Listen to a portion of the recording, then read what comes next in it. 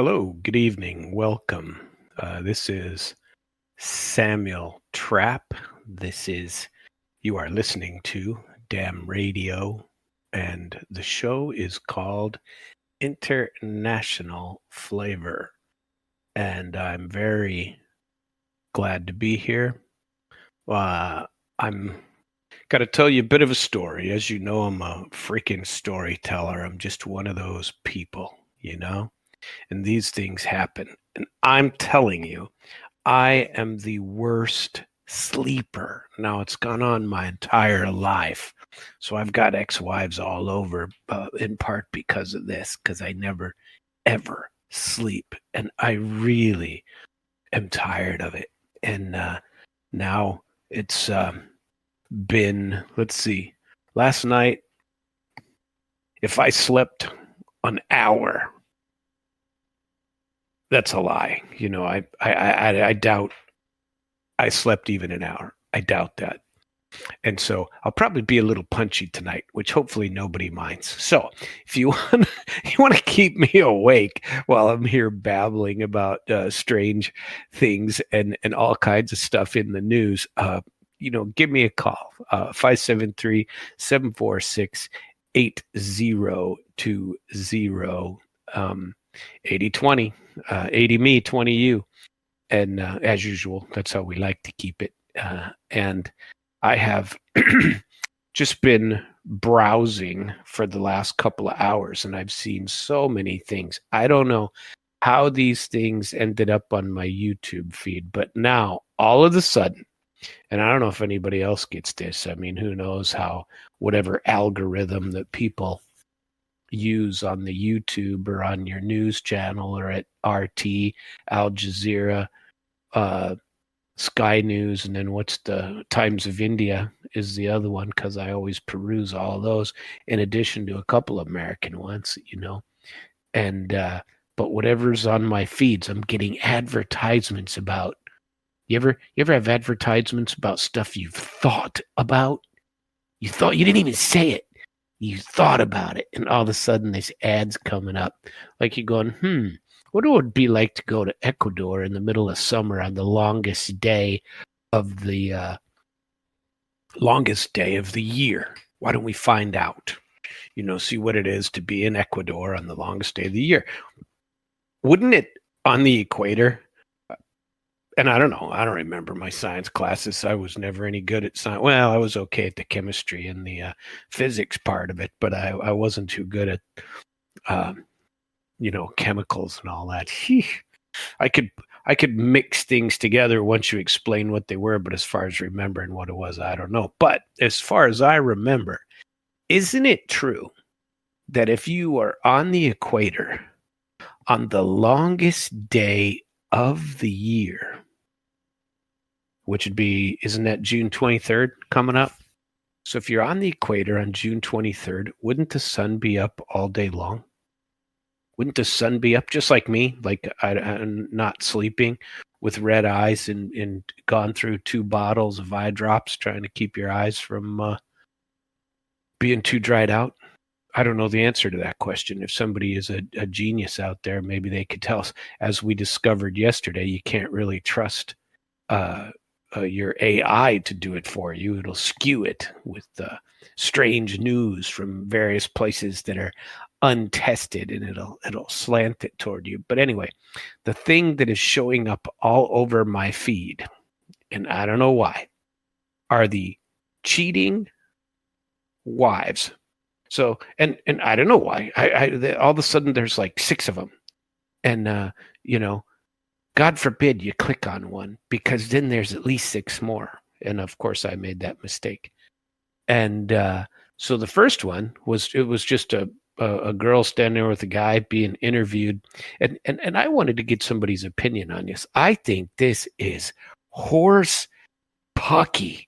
I think this is nonsense. If you don't know these people, why would you do this to them? If you do not know them, you don't freaking get involved and just go up to random strangers and destroy their lives. If you can believe it, if these things aren't created by AI, we don't know. what these things are. Now you can't trust anything out on the web anymore. And so, but what I saw was, I'd have to find the video to go back and see it in my history. And it was only one of them shorts, and it doesn't really keep the video all that much. And so basically, this, I don't know, blogger, I guess you'd call him, the clickbait guy, going up and trying to get clickbait off of people, goes up to a cute young guy, a cute young girl with a handsome young man, and they're getting ready to go, or they just came out of a movie or a concert or something, and they're starting to walk down the street, and the guy says, there's a new AI program that if you take your photo, you can put your photo into AI and go out into AI and find out what sites your photo is on. Okay. So if you're out there scoping those sites out anyway, most of them are fake photos anyway. I was on those sites several years ago. Hell, it's I haven't checked to see where I am. Who the hell knows? But apparently, there's an AI thing. You can go. You look up AI cheating or something, and you can go up and you can upload a photo of someone, and it will find out what sites they're on. And so this guy walks up to this couple and said, and this whole video took like 45 seconds, right? So this is also suspicious, And he walks up to the couple and says, "So we're doing this, and there's this AI find your photo out there. Do you want to do that? Do you want to have him do it, or you want to have or do you want to have her do it?" And they go, "Nah, we're really not interested." He says, "You don't want to?" He says, "Well, why wouldn't you want to?" "Well, what difference does it make? And no, we generally trust each other." And he goes, "Well, you can do them. I don't care." And the guy says, yeah, you can do them. And then the guy does them, and they find a picture of this girl in 2 seconds with another guy. And he goes, "Oh, it's a recent photo too. This was just a couple of weeks ago." And so you just had a photo from a couple of weeks ago, and here's this AI thing, and allegedly, now the story ends when the dude, and they were engaged, she had her ring, and the guy goes, "But your ring's not on in this photo, and that was only 2 weeks ago." And the guy says to the girl, "Well, you pack up your stuff tonight. I'll come by. I want you out. I'll come by and get mine." So I don't know. I think that's a little, if you've been with somebody that long, at least you'll go fight about it somewhere, don't you think? You'll go have a discussion about it. You'll go give her the chance to say, if you liked her at all and you had a ring on her finger, wouldn't you go and at least sit down and have the discussion over a bowl of ice cream or a beer or a coffee or something? Or go back home and throw dishes at each other or something at least. If you could do it. Anyway, those things are all over my feed. The other thing that showed up on my feed today, and this is just interesting. I never knew this, and I think I'm going to play it for you. It was that interesting, and I never knew this, and I want to know if anybody else knew. And if you did know, I would, it'd be nice to talk to somebody about it. 573-746-8020. And let's see if we can hear this the correct way. Woody Harrelson. Why can't I hear it? Hello, how's the family? Let's see. Hello, how is the family? I say. But suddenly there's no the volume's up. Maybe I got the little speaker off. Don't you know how that works, Sam? When you're checking out your YouTube. Come on, butt pluggers. Let's get this in here. Where is it? Oh, there it is. I found it. Okay, I can't see either. That's the other thing. I can't see, except for these big old damn spiders keep running across my ceiling and whatnot. And there's nobody there, but I'm seeing them out of the corner of my eye. So I have these floaters in my eyes, and I have bad eyes. And tell you what, today I was all blurry for half the day. And I don't know if it's because I'm tired. I'm going to the eye doctor pretty soon.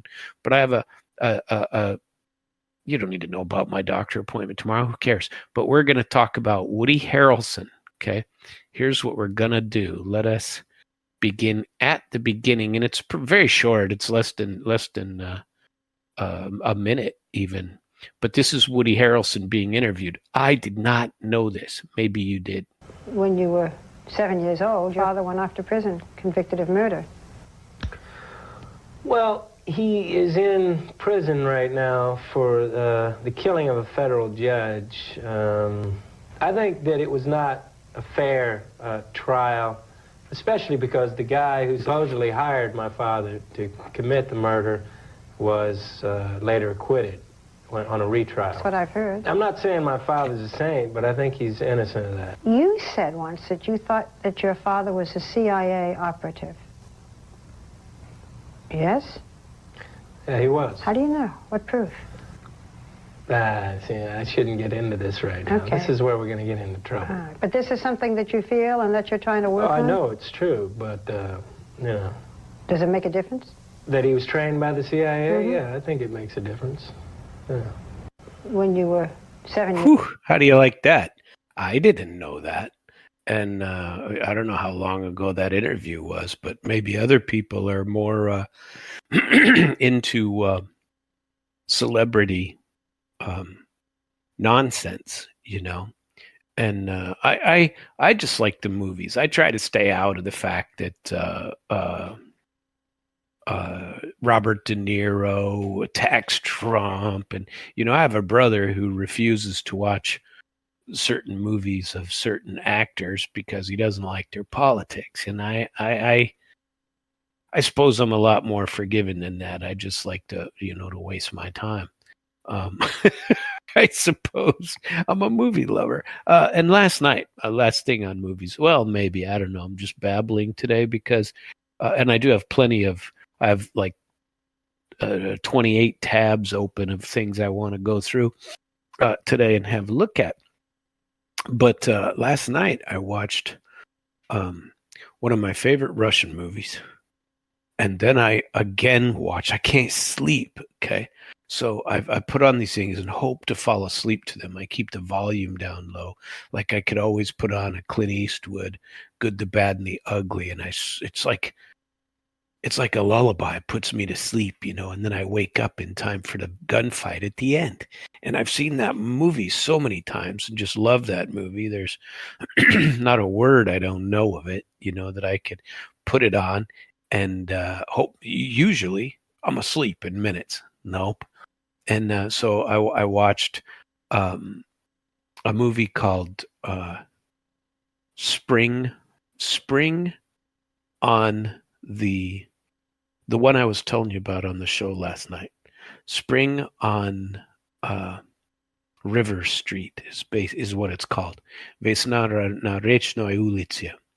And it's a very, very good movie. And I've talked about this movie before. And it's a Soviet era film, just very slow.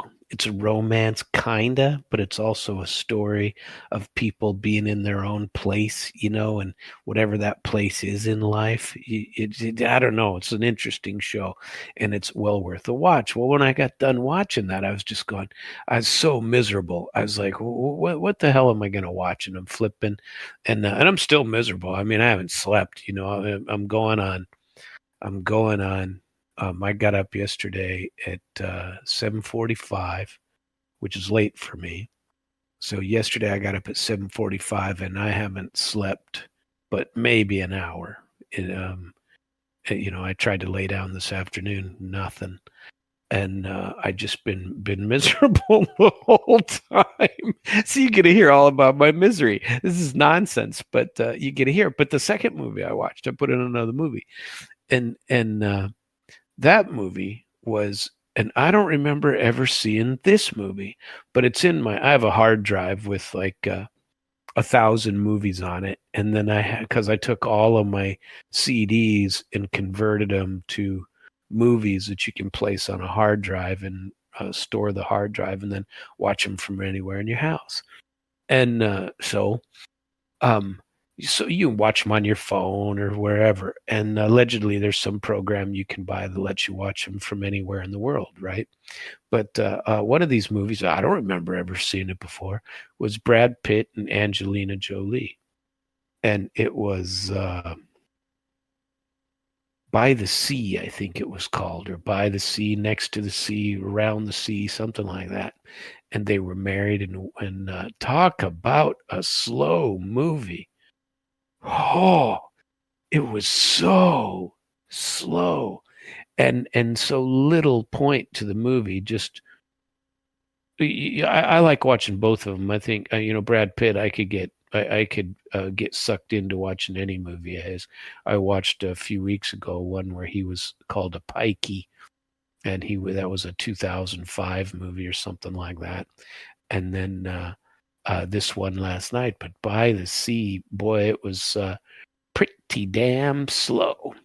But anyway, I'm looking for suggestions for movies to watch tonight. But the really crappy part of it all is the only way I sleep is I have to take pills that I do not like to take. But if I'm going to get to sleep for longer than an hour, that's what I got to do. And I take sleepy tea and I do stuff like that. But so far, it doesn't do anything. Not a help at all, I say.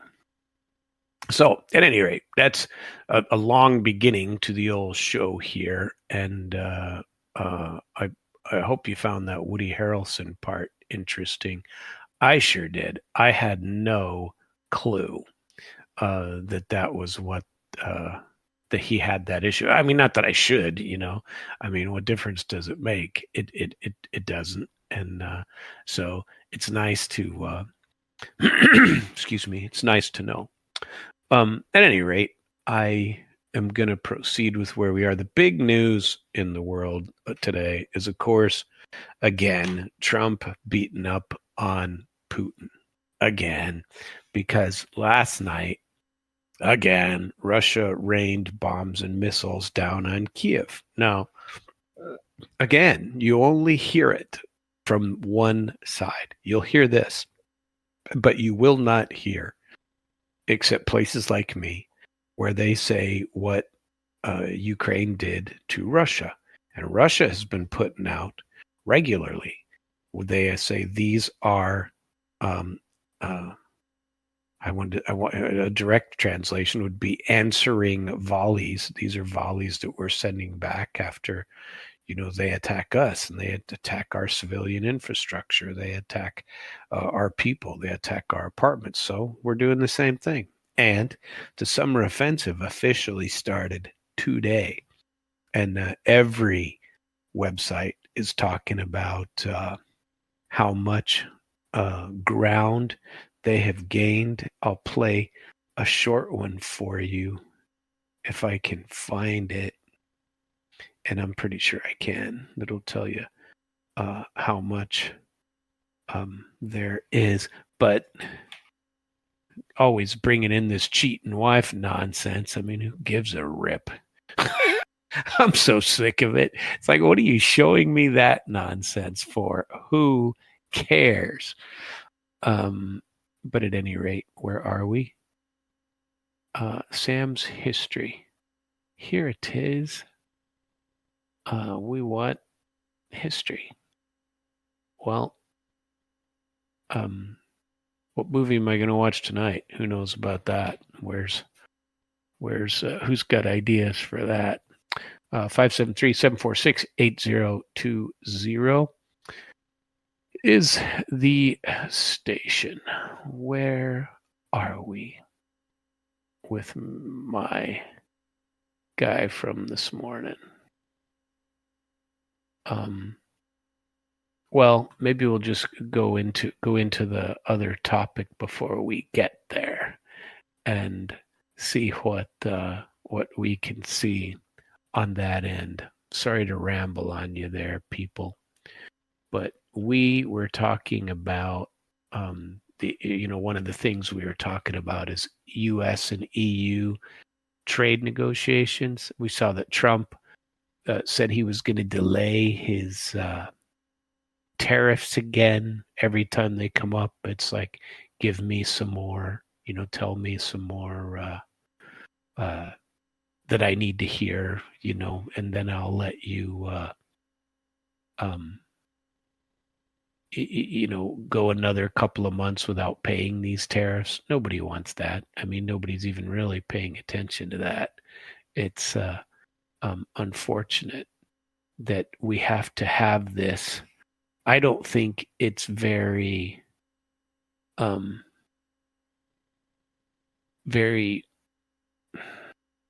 he's not a steady person. It's like I said, yesterday about, Putin bad, Zelensky good, and then you hear the opposite, like shortly thereafter. You hear the opposite. And we don't, I don't particularly care for that. I think it's frustrating and irritating. So we do plan to get into a little bit about tariffs today, but let us hear about the 150-kilometer buffer zone they are starting to create. Here goes.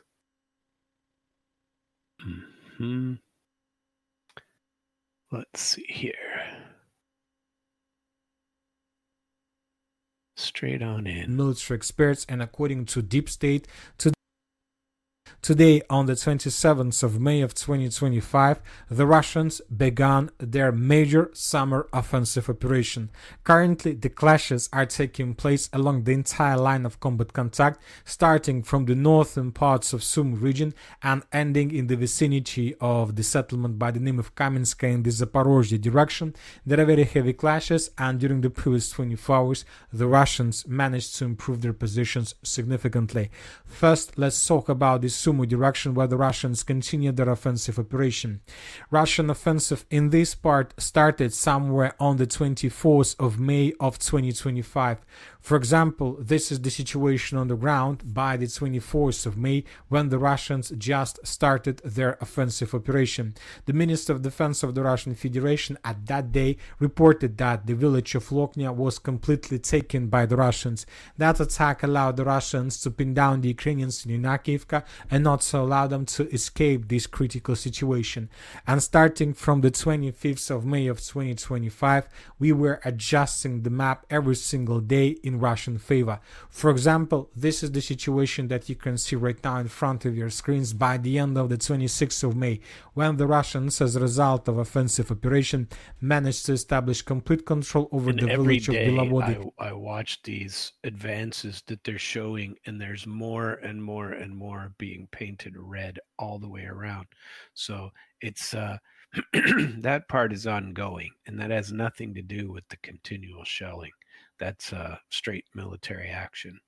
And if you watch on Telegram, you'll see a hell of a lot of it. We have geolocation that confirm Russian presence in the most southern part of the settlement. Here we can see a Russian soldier with some flag of some unit that was most likely involved in this offensive operation. Furthermore, the group of forces north reported that as a result of fast lightning attack, the village of Vladimirovka was also secured by the Russians. And by the end of the 27th of May, we got reports that the Russians continued their offensive, and currently there are very heavy clashes for the settlement of Vodolahie. At the same time, as you can see according to this map, the Russians continue bombing and attacking deep inside of the territory of Ukraine. And as you can see, we have three icons to the south of these villages we've just discussed, and we see that the Russians are bombing and attacking exactly along the possible Russian roads of attack. So, for example, this airstrike took place in the northern part of Alexeyevka.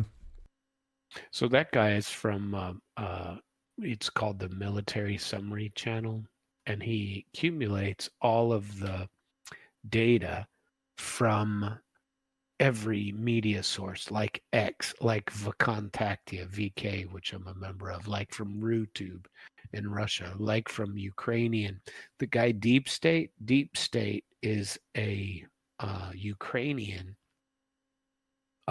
mapper that keeps track of the map, and he is very relied upon, and he just keeps showing the map progressing steadily southward and steadily westward. and Russia has taken over tons of places. Every day, it's a new couple of villages and stuff. And so if you're interested in seeing those maps, you can watch some of that. And but I think he's told us enough of what I wanted to hear. I the other day talked about the judicial branch, and there was I said that I was going to come back for a portion of this show, and so part 2 of the show, I want to talk about the PACT Act. I'm sorry, the Term Act, which came about in the it's Senate Bill 3320 in the 118th Congress. I don't think it went anywhere. It's was introduced in here. I'm gonna give you all the key highlights because it's exactly what we were talking about for quite a few times for many months now. I have been saying it's time for this in all branches of the government, not just the executive branch, but this is an executive branch limitation of what it would be. So the Term Act calls for, and the overview of it all is the Tenure Evaluation and Rotation Mandate Act.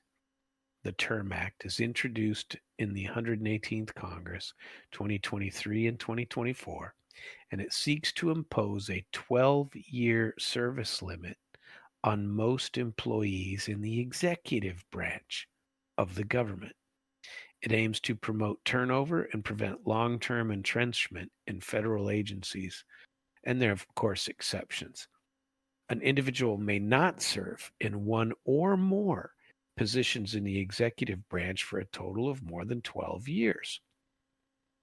Now, I suppose, I mean, 12 does seem a tiny bit arbitrary to me. I think it's great. I think it ought to be at least something, that it ought to be limited from somewhere, but nobody knows what the limit is. But this limit, they're defining is 12 years. I like it. Hell, I'd go for 20. I'd go for double that. If you get rid of these a-holes that sit up there and accumulate power in the government. And but they're only talking about the executive branch. Only the executive branch is what this act would apply to. Okay. So, and they define an agency as agency encompasses any agency, establishment, office, or other appointing authority in the executive branch. Okay, and that's from the text of it itself. For employees serving on the date of enactment who have already accumulated 9 or more years, they may not serve beyond 3 years after the enactment date. If they separate from service before this 3-year period, they cannot return to a position after reaching a total of 12 years. The exceptions to 12-year rule does not apply to presidential appointees, law enforcement officers, members of the military, and employees of the Department of Defense. Now, I suppose you would want to limit out some of the Department of Defense. This bill is formally titled the Tenure Evaluation and Rotation Mandate Act. So, and it doesn't look like it went anywhere. The status as of now, it was introduced on November 15, 2023. The bill is in the initial stage of legislative process, waiting consideration by a committee. It has not progressed beyond introduction, meaning it's just sitting out there like probably a billion others. The likelihood of passage, according to Government Track US, this bill only has a 22% chance of getting past the committee stage and a 7% chance of being enacted. Now, I wonder where those come from. I did that in a search for AI to find out. I remember yesterday I said it's dangerous to consider AI. I want to get a text of the whole act and see what it says. I'd like to support something like it. And if you like this idea, I think, and I'm going to tell you about the other act that applies to the Supreme Court guys, and we're going to go through that as well. The bill's sponsor is not named. in the resources, but it was introduced into the Senate. The bill was. No co-sponsor or broad support details are available. So I assume, and I'm not an expert in how they do it, but I would assume that means it's dead on arrival. Somebody wrote it, threw it up there, had no intention of doing anything, just wanted to make it in the news that they were talking about it. Public sentiment and advocacy groups on this bill are not well documented either. So there's nobody pushing this at all. No lobby has picked it up. It's just, yeah, I want to put an act in. Let me do one. We'll take care of those executive branch weenies, right?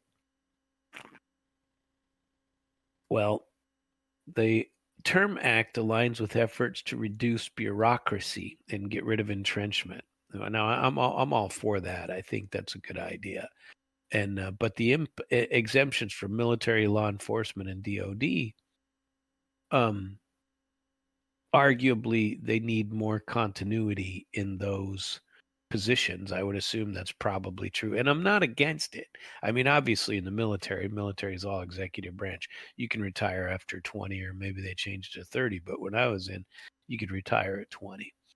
But implementing a blanket 12-year cap would disrupt institutional knowledge. Now, I don't believe there exists any institutional knowledge. I would like to see this passed at the higher level, where you took somebody who was GS, I don't know what, 12 and higher, that they could pick something, and maybe that would be a good one. So that one's probably dead on arrival to further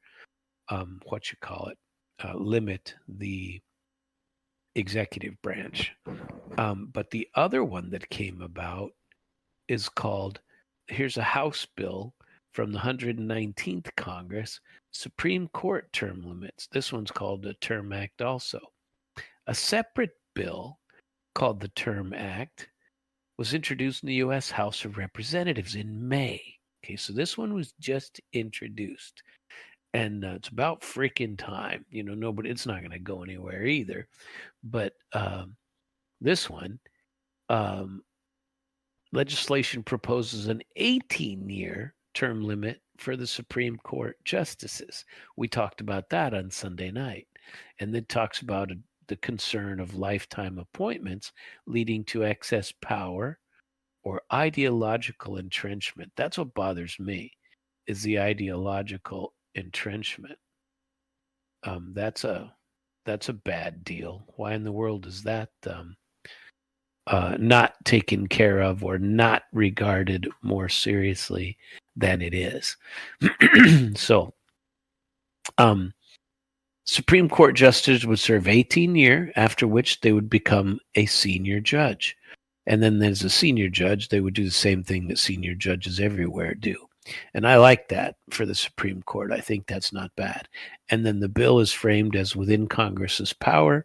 Some of this is a repeat of what I said from the Brannon Institute that was talking about this bill. And I wonder if they wrote it and sent it to somebody to forward. It has similar terms, but they're not the same. The status as of today is the bill was introduced May 21st by Hank Johnson. And you can find him at Rep. Hank Johnson. Hank dot, is that a dot in there? Can't see it well enough. Looks like just Hank Johnson. The bill is in the early stages of the legislative process, awaiting assignment to a committee, House committee, like the Judiciary Committee, who doesn't do anything either. They they don't do much. No further progress is noted. Of course, the likelihood of passage, I don't know. If we get off our asses and do something about it, it's possible that somebody might actually pay attention to it. I want to get the copy of the whole bill. This is a pretty good source for it all, that they've provided me some of the links, but so far I haven't gotten the whole text. But it does say that the support from the Brennan Center for Justice is a allegedly nonpartisan law and policy institute, has publicly endorsed the bill. No one should hold too much power for too long. Well, there you have it. There's a guy named Stephen Spalding, and he works at the Brennan Center. He's also promoted that bill, and nobody has opposed it. There isn't anything, no notice on anybody saying, no, that's not for me. We don't want that. So basically, where is the text for that? I want to see the text, and so far it's not giving me. But you should be able to find it in the House bill when you go out and do a search for it. And let's see. Both Term Act proposals have to get through the process of the bill. Congress.gov, you can find the statute of 3320, and Government Track, you can track it on governmenttrack.us. Let's see if the entire text, I'm sure it's out there somewhere. But if you're not using that site, it's kind of cool, when you get to that site, because you can find all your stuff in there. And you can search for the specific bill you want to find. And if we call it the Term Act, will the whole shooting match come up? No, it doesn't look like it so far. I'll have to do a little more hunting in there when we get there. So I suggest that you get into those term limit things and have a closer look at them in an attempt to learn more and support it. Now, in Missouri, they do limit everyone but judges, really. And it's an interesting quandary, and they get appointed by the bar, not anybody else. And I don't want to get started on that one tonight. So we're going to go on to some of the other news that I have on top of the Term Act. And I'd like you to review those and say something to this senator, this Hank guy, and see if you, Hank Johnson, and send him some love for at least trying to get it done. Who knows if anybody else ever will. Little plug for the station tomorrow, Wednesday, if I get any sleep. Tomorrow is the big day for damradio.com. And if you go out to damradio.com/schedule, you can get the entire schedule for tomorrow. And Wednesday's a big day, the 28th. We have the Damn Schwag. We have Gabby Hayes Show, Really Big Shoe. We have reopening the JFK assassination. That is going to be a special event tomorrow. Ike Skelton, and then I'm dead last. I'm the last guy for the night. And so that hopefully you join us in and listen for that longest day in radio. Good stuff, though. Everybody will have something to talk about, plenty for tomorrow. So yesterday I talked to you a little bit about this new German chancellor and what a nut job he is, talking about granting Taurus missiles the ability to strike inside of Russia deep with Taurus missiles. And he says they're going to Storm Shadows as well, the British version, and then TACMs for the U.S. So far, the U.S. hasn't done it. And there's some interesting things to read about that the U.S. is doing. But I'm worried about the words of Donald Trump. But let's get to this article on Germany becoming a target for Russia.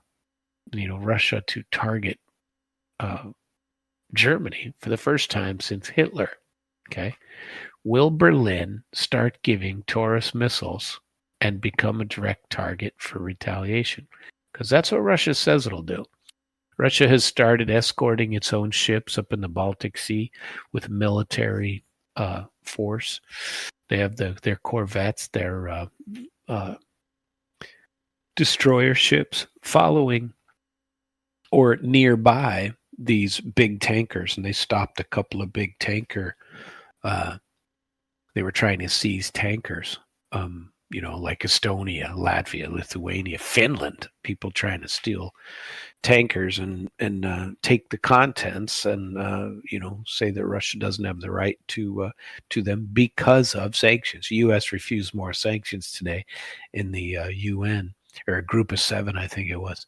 But anyway, Chancellor Merz from Germany's mainstream conservative party, CDU, has caused a stir. I told you about this yesterday. This time, statements about German weapons in Ukraine. To be precise, how exactly Kiev's troops may use those weapons that are provided by Berlin. Speaking at a public forum organized by a German TV station, Merz declared that there are no range limits anymore. Before, they were allowing them to fire into Kursk and into Crimea. Now they can go anywhere inside of Russia. And so Merz's statements managed to be both sensational and muddled up. He implied that they marked change, but now his Social Democrat coalition partners are saying the opposite, that he wasn't telling us anything new than they were already saying.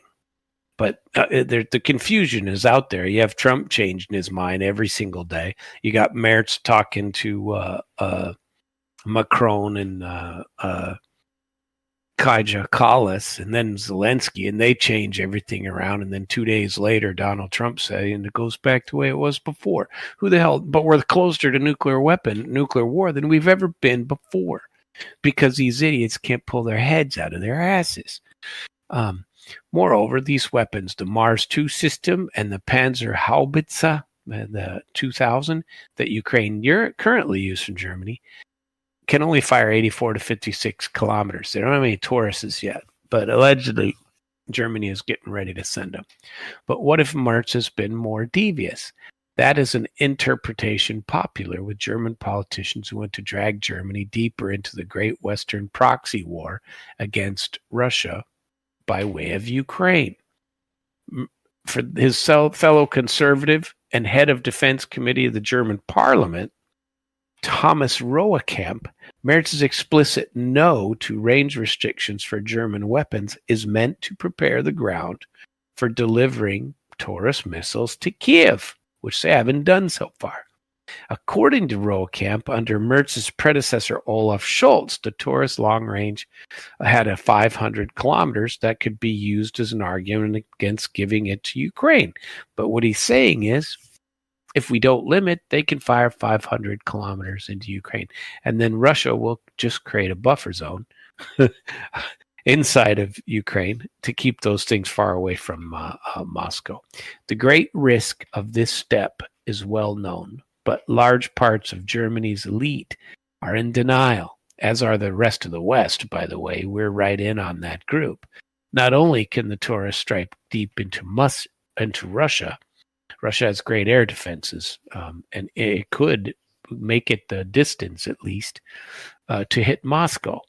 It is also a fact, as the head of the German Air Force admitted when feeling unobserved, that the Ukrainian military cannot fire the Taurus missiles on its own. So this is a bad deal. And they can't fire the ATACMS by themselves. They can't fire the Storm Shadow by themselves. They all have to be targeted using their mother country's computer systems and personnel. They don't just give this stuff over to Ukraine and say, oh, here you go ahead. They have to send somebody over to help them set it up and fire it, or probably push the button. That's the argument that Putin's making. And by the way, I believe that argument, because that's what we do in our military. We don't pass out, the codes to how to figure out how to input data into, that's passing intelligence and intelligence sharing. You still got a lot of stingy people. So keep track of this. Pay attention to it. Therefore, even if it fires a missile from Ukraine, the Taurus would also be fired by Germany or by France or by the United States, by whatever extension. And there haven't been that many in the last few days. The Ukrainians are using all drones. They're sending buttloads of drones, the big quadcopter type, and they're sending other types. But then they're doing it, and nobody says a word. Nobody says anything. Nonsense, I say. So whether Moscow intercepts the missile or not, it'll have the effect of considering that Germany actually fired on Russia. A proxy force might be in Ukraine, but it's a direct opponent, a direct attack by Germany. And Russia's been spelling that out. Medvedev's said it. Putin has said it. Lavrov has said it. Zakharova has said it. Everybody's saying it. It's I'm saying it, So listen, people, pay attention. And maybe they won't give them. Maybe all this is just rhetoric and posturing. Everything that Trump does is just rhetoric and posturing, according to anybody. To most people, they all say that he's just, I don't know what he's doing, but he's just prepping. He's just pushing the other side to. This is his way of coming to a deal, but it's also the way of getting people killed with these type of statements. And I hope they change and go back the other way. A major Russian defense expert has already appeared on Russia's most popular political show. It's a good show, 60 Minutes, arguing that in this case, if Germany allows Ukraine to fire Taurus missiles from anywhere toward Russia, that's an attack by Germany, just like an American missile is an attack by America. It's not an attack by Ukraine for these missiles that must be targeted. He argued in this case, Moscow should conduct a limited, non-nuclear, but painful missile strike against the Taurus production facilities in Germany. So now they're talking about expanding the war and bombing facilities inside of Germany if the Taurus is used to bomb inside of Russia. And Trump is going, well, Putin's crazy. Trump is going, I'm really disappointed that he's just not giving up and rolling over like Zelensky wants. Well, he's not going to. Engage in some diplomacy. Jesus, do something. It's crazy what they're doing. Delivering the Taurus to Kyiv has always been an awful idea, especially because even German officers have long acknowledged that it cannot even make a decisive difference in Ukraine's favor. So even if they allow this, it's not going to change the situation on the battlefield. None of it is. Russia's still going to march forward. They're doing it anyway. Ukraine is sending hundreds of drones a day into Russia right now, attacking Moscow. They're beating up on Russia's air defense, but Russia's air defense so far has been able to handle most of this stuff. But they could be wasting a lot of air, just like Kiev. Just like Kiev has no air defenses left. Russia's done the same thing to them, and they've depleted it all. There is no way to get more missiles to fire Patriots. There's very few. And if they gave them 100, the 100 that are located in, was it Germany? One country or another has 100 of them that said that they could give to Ukraine. And it takes the U.S. years to produce 100 of those. It's not something you just press a button and there they show up. And so you can give them to Ukraine, but 100 of them are going to be gone. Especially if you're firing 100 missiles a day, how long is that going to last? Waste, people. Let's see. It doesn't make a decisive difference. All the Taurus can do is help desperate Ukraine, which is what it's doing right now. That's why they're sending all these drones into Russia and not using them to fight back the Russian soldiers on the front line. I mean, why waste an extra 100 missiles to go in and bomb? They're not even bombing military targets. They're not big enough. These and the quadcopters all get captured and blown up by the S-400 and other air defense systems in Russia. So really a waste of time. So all the tourists can do is help a desperate Ukrainian regime escalate the war so that NATO member Germany or any other NATO group would jump into the war. That's what they're hoping. And to force Trump. So the longer and the more they continue to bomb Russia and send drones into Russia, the quicker the war is going to end for them. So maybe we should encourage them to send some more. No, but the more Russia's going to respond. But don't believe the BS in the newspapers and every other show here in the United States, including on False News, including Marco Rubio in the Senate hearing committees that he's in, are just nonsensical. That they're, these things won't help anyway. That is a kamikaze option, and that would be the most reckless action by the idiots of NATO to allow it to happen, because Russia will retaliate, and they will retaliate if you allow them to bomb there. Did you know the newest Russian nuclear subfleet is in the Baltics now? They built 4 of the new brand. I forget the name of them, but they built 4 more that are the largest and biggest, baddest ass nuclear submarines on the planet. And there's a couple, 4 of them in operation these days. So the question remains, though, why has Merz sent this weird signal now? Does he want a direct war with Russia? Probably not. For Merz, for him, he's obsessed with the idea of remilitarizing Germany, because he argues and probably believes that Germany is far too weak right now, because they're all pushing for massive increase in their budgets and their military. And Donald Trump, hopefully, is pulling the U.S. out of that. It'd be pretty funny to call Europe a third world country. Get us out of these third world countries, including Europe, by the way. Let's see. At the same time, he knows that this rearmament, with the explicit aim of providing Germany with the strongest army, at least in conventional terms, in Europe, which it wouldn't be, the strongest army in Europe was, before the war started, Ukraine. They had more soldiers than anybody else in Europe, except Russia, of course. They were trying to catch up with Russia. And Russia's got a much larger reserved and trained force. Merz claimed that his statement was the proper response to a wave of Russian drone and missile attacks last weekend. See, they still don't tell you that Kiev is doing the same thing, and you never see it on the Western media at all.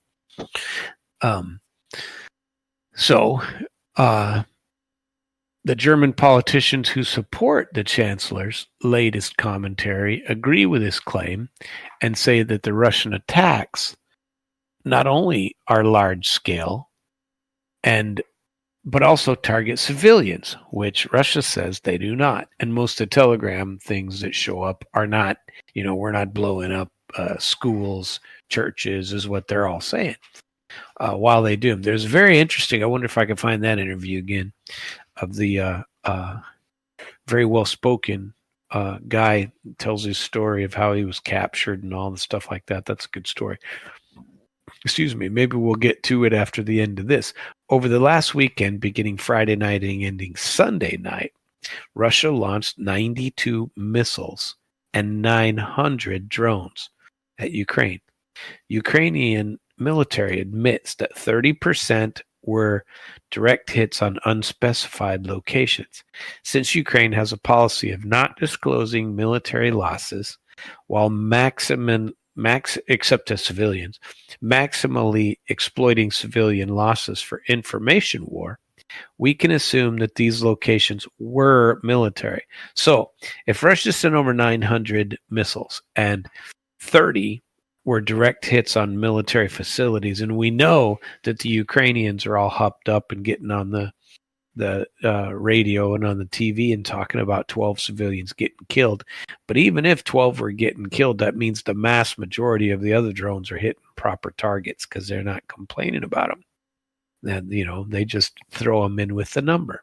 So I don't know. But nobody discloses their losses, and Ukraine's have been just huge. But we can assume that the precise hits that Russia sent in were military. And so what about civilian losses during attacks? Everybody's life it means something, to somebody. And every death is a horrible thing, and nobody wants to die. It's troubling. And yet proportionality does matter. For the Russians' weekend attacks following Ukrainian and Western, not Russian, figures about civilian losses. As of Saturday, the BBC reported 56 civilians injured and 13 people killed. Okay, so we don't know. Though among those 12 may have been military targets. According to strana.ua, Russian air, that's a good thing to read. Russian air attacks during Sunday night left 16 people dead, including 3 children. Those figures aren't clear. When the number of those killed, for instance, is reported as simply people, not civilians, it makes sense to assume that this does not refer to a civilian. Because again, Ukrainians are all mad and will seriously speak up if they can turn the information war in their favor, which they're very much capable and wanting to do. On the other hand, unlike in the case of Israel's genocidal bombardment of Gaza, this is not me that wrote this, I'm just satirizing, a textbook case of actually targeting civilians, which is clear, at least from what I've seen, that what the Israelis are doing, we know that there is no significant difference between the numbers we actually see and the number of victims. But for Gaza, all figures we have seemed to have been substantially undercounted. They're killing everybody. The crucial point is clear. The figures from Ukraine do not constitute a footprint of attacks targeting civilians, especially if those attacks involved 100 missiles and nearly 1,000 drones, right? You'd expect far more, so they were attacking military things. Indeed, these figures are not even evidence of Russian indifference to civilian losses. If anything, they show that Russia must have taken care to avoid civilian collateral damage, which I've been saying all along. Russia has pretty good numbers with that, with the ones that they send in. You can't stop them all. And I'm not justifying it. I don't know what the right answer is. I'm not the commander on the battlefield. But you send in these missiles knowing they're going to reach their target if Ukrainian defense systems are all gone, which they appear to be. So, but it's not just Friedrich Merz, but it's also Donald Trump who needs to get real about saying crap like they're saying. These people just open up their mouths and words fly out. That's okay for me. That's not okay for the President of the United States or the Prime Minister of Germany. It's nonsense. Trump has posted that a lot of people are being killed. If he means Ukrainian officers and soldiers, then we don't know. In any case, that is not a crime during war. And Americans have certainly never shown the slightest hesitation to kill combatants or civilians, for that matter, in other wars that they've been engaged in. We've done our share of killing ourselves.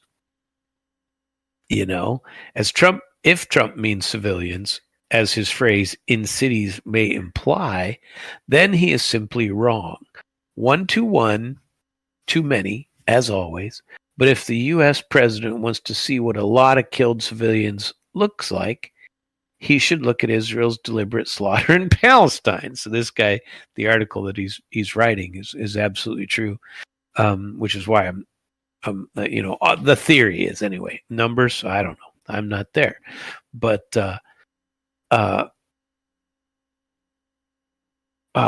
Trump is supposed to be coming in and trying to be the peacemaker, right? So far, I don't see him having done a whole lot of that so far. But back to Merz, he's making a calculated statement that seems to make an important difference, but it doesn't. Or will it in the end? His main reason for making it, or at least the main reason he shared it with us, which is, hey man, Ukraine can fire into Russia with our Taurus missiles, but they don't have any. Germany has them all, but we'll send them 100. But we still got to fire them with British with German guys. What can we make of all of this chatter, except that not even Angela Merkel would have proposed this kind of thing. Maybe this is an exercise in strategic ambiguity. The silly French habit recently proudly claimed by German defense minister. If so, Berlin needs to become much more discerning about the Parisian efforts it employs. Well, because they're making fun of Macron here, because Macron says the exact same BS, that you can fire these storm shadows, but you have to use French intelligence to do it. So I think if those are flying over the Russian Federation, they can be destroyed. That's what I think. And well, they would be, but I also think Germany could then be attacked. That's a horrible thing to say, and nobody wants to escalate. But why in the world do you keep saying things that you know are just to escalate? What have you heard Russia say about escalation? Where's that? You know, we had a couple of things. Medvedev sometimes does. So I don't know. That's the status of the war these days. There's a next round of Ukrainian peace talks that are allegedly going to take place in Ankara. So Turkey is willing to host another round of negotiations, said their foreign minister. He added that his country sees the facilitation of peace as a priority. So it'd be nice to have another meeting with these guys between them. We consider securing global peace our duty. Our president, Mr. Erdogan, has been strongly calling on the world community to seek peace since the start of the war. And that's true. He has been, for the most part. The minister noted on Monday that he met with Vladimir Medinsky, the head of Russia's negotiation delegation in Istanbul, as part of his official visit to Moscow. Fedin said that he had also had an opportunity to discuss bilateral relations with President Putin. So Putin is still trying to keep up good relations with Turkey, and this guy is trying to help out, which is actually a good thing. So hopefully we can do it. Lavrov praised, British hospitality, calling Istanbul a very nice place. If that's all he's got to say about Istanbul, you know, I could write a very nice poetry piece about Istanbul. It's just beautiful. And I'm not the biggest of ocean guys, you know, but the Bosphorus Straits are just amazing, and all the history right in that location. The huge mosques right on the water that are just huge and dominate the landscape, and they're just so beautiful. And so Turkey, you know, you get a chance, go. Get your butt over there. Anyway, Lavrov praises Turkey as well. Ukraine returning to the negotiating table would have to, you know, be from more President Trump pressure, right? Like he said the last time, get your butt over there, do something. And all they did was 1,000 prisoner swap. Somebody needs to get serious about this. The initial round of negotiations took place on May the 16th and led to the largest prisoner exchange since the conflict intensified in 2022.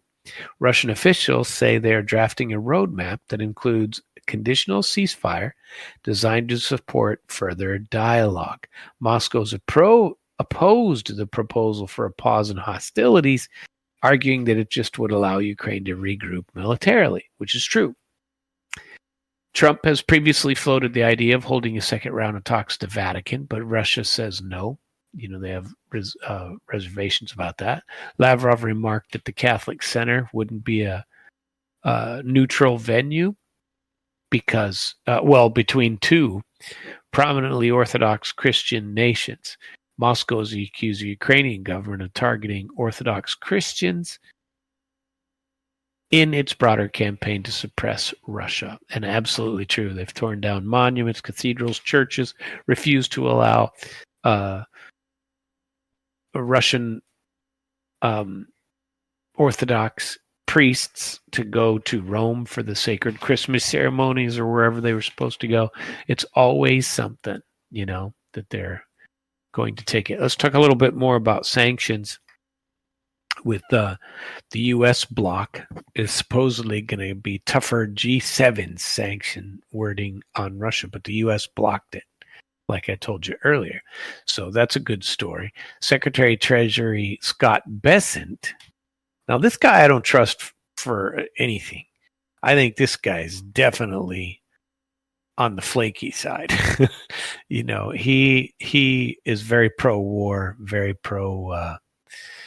pro-Ukraine, which I don't care. I just think the way you stop the killing is you quit providing them the way to kill, right? But he requested the omission of explicit language on lowering the price cap for Russian oil from the joint statement of the G7 last week. This cited by the Financial Times.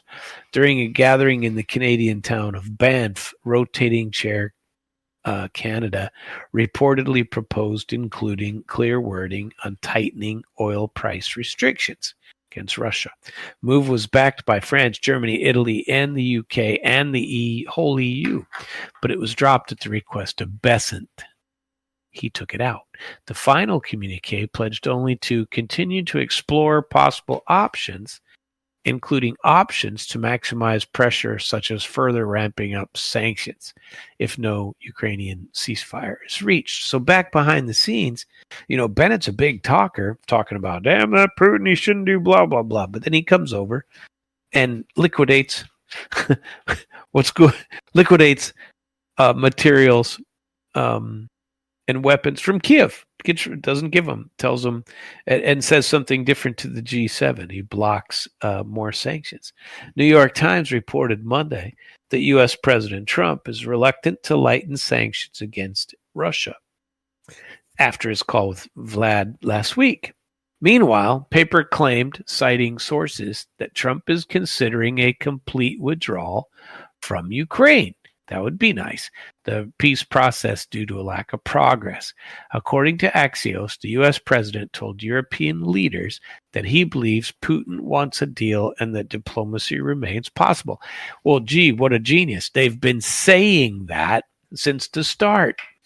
We'll get together, but you're the ones who blew up Istanbul Plus back in April of 2022 when we had something already worked out. So why would we believe you? Kiev and its European backers have called for additional restrictions after Moscow rejected the Ukrainian demand for an unconditional 30-day ceasefire.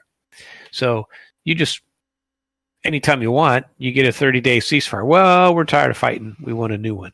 Russia's thinking differently. They're thinking, we want this war over and for good. We don't want to come back and do this again. We don't want that. We don't need that. It's just not worth it. And so that has been said consistently forever since the start. So Russia has repeatedly dismissed EU sanctions as ineffective, illegal. The announcement of the 17th package of sanctions last week, the state defense conglomerate Rostec condemned the bloc as a champion of meaningless measures. They're just saying sanctions don't work. Good luck with that. You don't get to worry us because we're not worried about it. So I don't know. I think it's good stuff. On a lesser level, Putin's visiting China again. Tell you what, these guys are strong together. They just are. And I think the U.S. would have to take note of China with Russia's technology.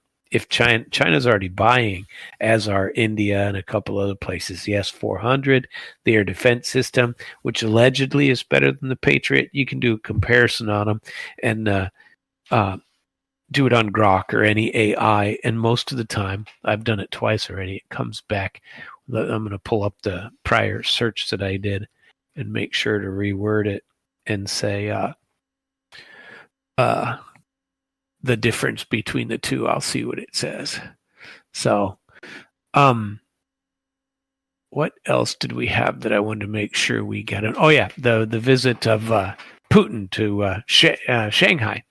He's going to go. Russian President Putin will visit China to attend events marking the 80th anniversary of the victory over Imperial Japan in World War II. Remember, World War II really was a world war. It wasn't just Europe and America finally getting involved in doing what they did. It was big bad news in China too, and the Japanese were slaughtering the hell out of them. Shoigu made this announcement that Putin was going on Tuesday during talks in Moscow with Chen Wenqing, the head of the Chinese Central Political and Legal Affairs Commission. He said the Russian president will pay a return visit to China in September. So we celebrate the end of the war in the day that just passed, Memorial Day. We celebrate that for honoring veterans, honoring that time period is what we do. But during this past weekend in Russia, it's May 9th. And in China, they still fought for several months with the Japanese. And the capitulation of the Chinese wasn't for a while. And so they have their own Victory Day parade, and they lost millions, more than Russia. This we do have to do a quick search in for the tab. How many people were killed during World War II in China specifically? And it's a big number, 14 to 20 million. Now, that is less than Russia's 26, but I heard a number that said if you go with everybody and every section of China for some reason wasn't included, but if you add them all, then that number is closer to 37 million. Isn't that crazy? And Putin's going to go to the show, okay? China officially commemorates the defeat of Japan in each September 3rd, marking Tokyo's surrender in 1945 and the end of World War II in Asia.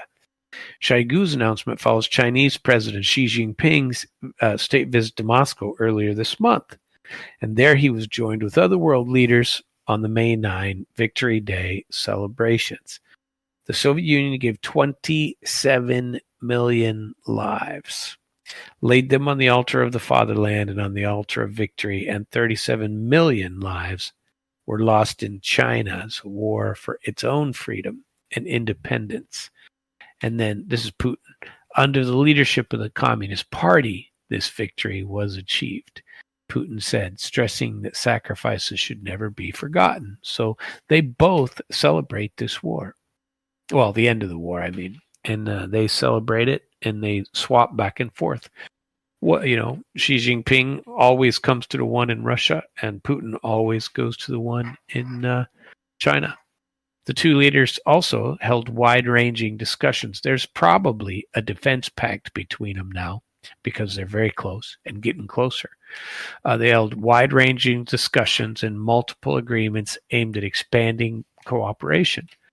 They issued a joint declaration on global security, saying that Xi Jinping's visit to Moscow was a complete success.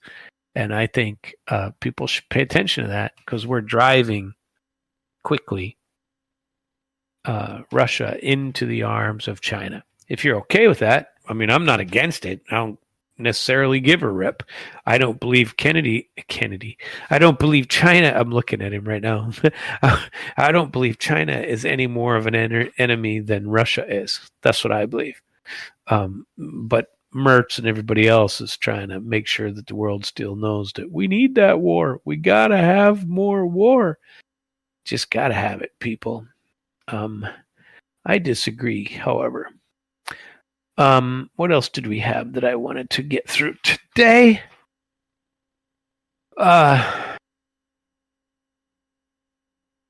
Africa They suspended their defense ties with Germany. That's a big deal, actually, and it's nice to know about it. Let's get on the Al Jazeera website and see what they have recent for us all. Let's see. Yeah, starving Pakistanis seek Israeli U.S. aid, and thousands try to reach the distribution sites, but they can't get there, and then they get killed on the way. Al Jazeera is pretty upset about it, and on all of their front pages are there. It's not good what's going on over there. Let's talk about where is she? Latest news from the UK. We don't really care, and I'm just not interested. And I'm really sorry. I'm quite tired over here too because of a lack of sleep. I hope I'm not incoherent. But if so, well, I'm sorry. We'll fix that tomorrow night. I'm real quiet. What about that shooting in the mall that occurred today? Once again, that stuff blows up on your phone. You see it, and it comes in pretty quick. Let's see.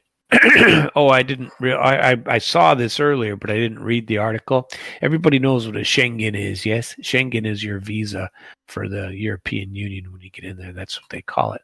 Latvia is calling on EU member states to not issue Schengen tourist visas to Russians at all, saying that they pose a threat to the bloc's security. So you can't let them in anymore.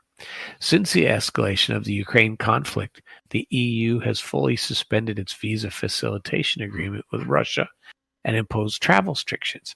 Latvia, along with Estonia, Lithuania, Poland, Finland, and Czech Republic, banned tourist visas for Russian citizens. Norway, that shares the border with Russia and is not an EU member, has also closed its border to Russian tourists. Isn't that nuts? And other non-essentials. Latvia calls on the EU countries to halt visa issuance to any Russian, it says. The number of Schengen visas issued to Russian passport holders went up 25% more than the year before. According to Schengen Barometer Tracker, the figure surpassed 500,000 people on a Schengen visa in total. Despite sanctions targeting Russian applicants, Italy led the visa applications received and emerged as the primary destination for Russian tourists within the Schengen area. How about that? But they're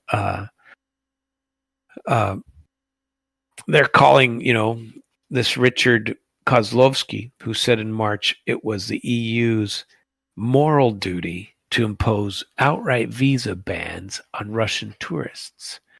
Kozlovsky's claim that the EU must admit that it is in a hybrid war with Russia.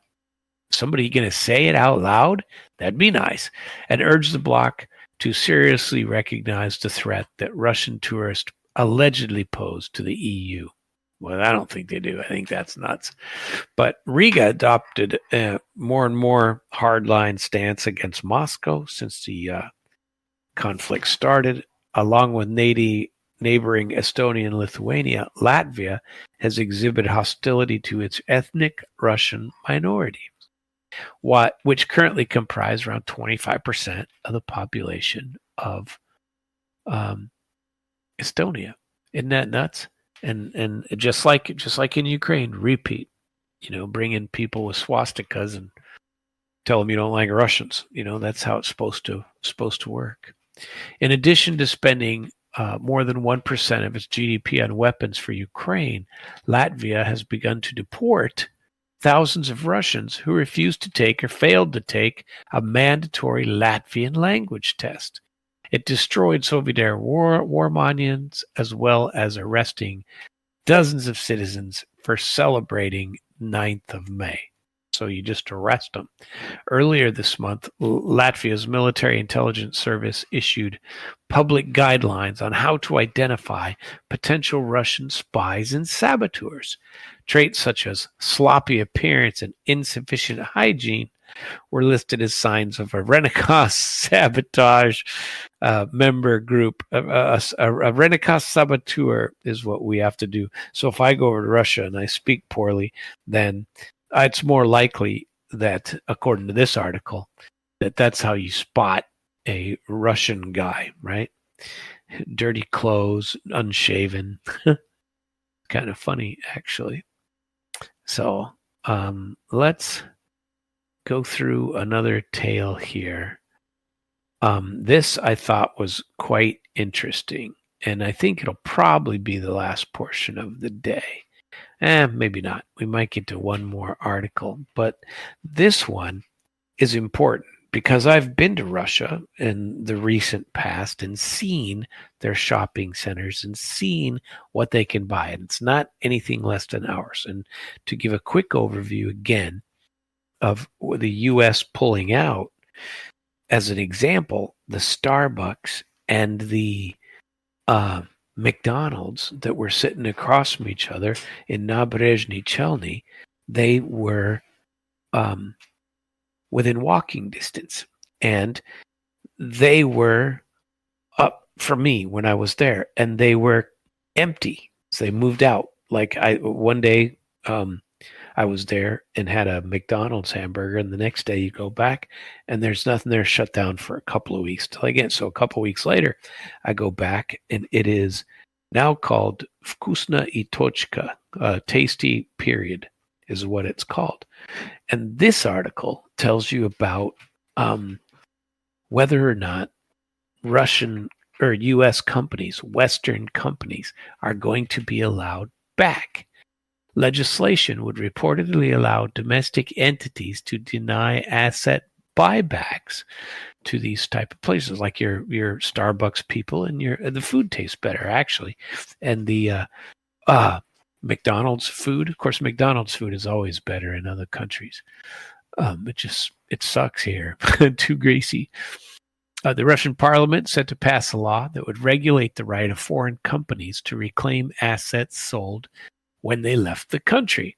Izvestia, which is a journal, reported this on Tuesday. The draft has reportedly been approved by the French ministry and will be considered by the State Duma in its got an eye problem. In its second and third reading simultaneously, numerous U.S., European, and Asian companies pulled out of Russia due to supply problems caused by unprecedented sanctions that were imposed on Moscow by the West after the escalation of the conflict 2022. Other firms left due to the risk of facing secondary sanctions or public sanction pressure, like individual sanctions. So the bill, reviewed by Izvestia, allows Russian authorities or current owners to reject asset buybacks under certain conditions, because they're trying to they want some of these people to come back.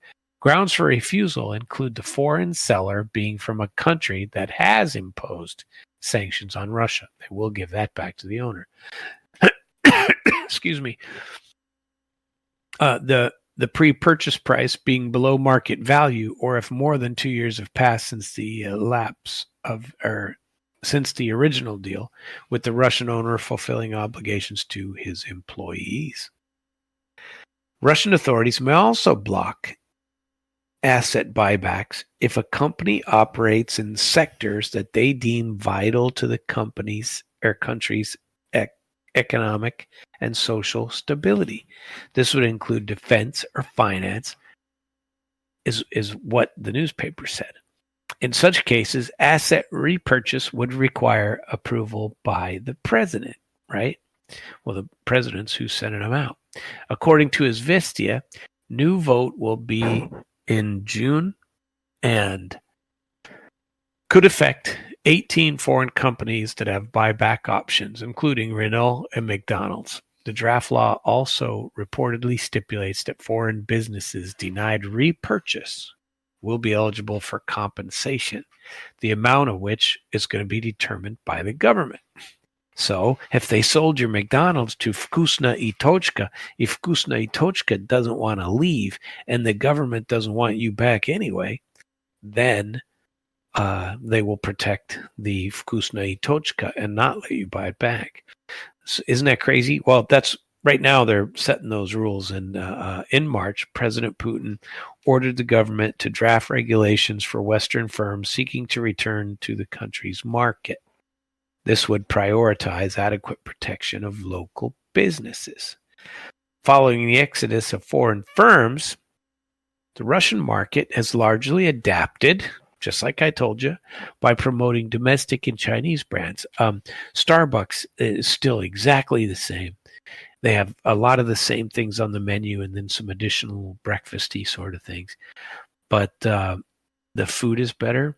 And they have a little green symbol that looks identical to the symbol that is used at Starbucks, but in it just says Star. Their coffee is Star Coffee. You should look it up on the internet if you're interested anyway. Putin said Monday that foreign techs could continuing operating in the country while acting against the country. Those people get squeezed out. They're trying to squeeze us, so we must respond in kind. Putin said in response to questions about possible measures against companies such as Zoom and Microsoft. You fix the Zoom and the Microsoft and, we'll talk is basically what he's saying. The president added that Russia has not expelled any companies at all and instead created favorable conditions for their return. And that's absolutely true. So a couple of commentary down there. Why would Russia want them back? They probably don't want McDonald's back. Vkusna i Tochka is actually better. I'll tell you that. It's certainly better than the alternative. So there you have that for business. Wonder where they're. Did you know it snowed in Moscow a couple days ago? It snowed, and it was the pictures were there. That's a huge car wreck, and that was unbelievable to me that there's that much snow on the ground. What else? Where did it go? I told you about the space lizards that Donald Trump helped everybody defeat. Well, we're not going to get to another article. There's just not enough time. Sad but true. My name is Samuel Trapp. You are listening to Damn Radio. You are listening to International Flavor on Damn Radio.